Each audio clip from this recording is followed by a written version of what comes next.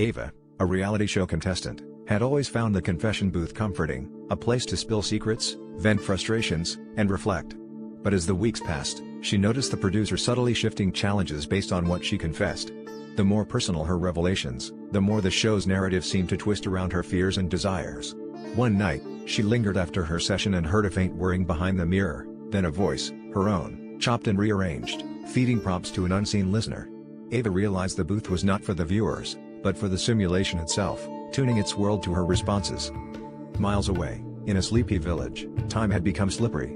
Residents stopped celebrating birthdays, children never outgrew their shoes, and the elderly never seemed to fade. At first it was a blessing, but soon, memories of the last decade blurred and overlapped like a corrupted file. The town librarian, Eleanor, pieced together old calendars and newspaper clippings, finding impossible repetitions, lost pets returning again and again, the same wedding reported twice, 10 years apart. She began to suspect their lives were caught in a forgotten update, a patch that froze them in a loop, while the rest of the world moved on.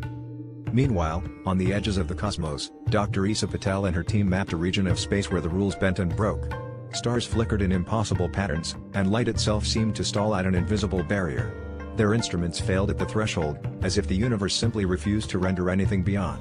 Some colleagues dismissed it as a data error, but Isa saw it as a cosmic firewall, a boundary, perhaps, between a simulated reality and the void beyond, maintained by forces neither natural nor random, but intentional.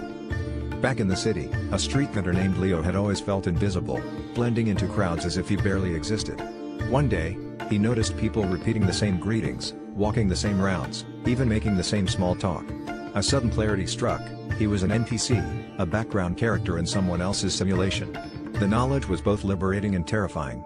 Leo started breaking the pattern, asking strangers questions no one could answer, about the sky's color, about yesterday's weather, about where the city ended.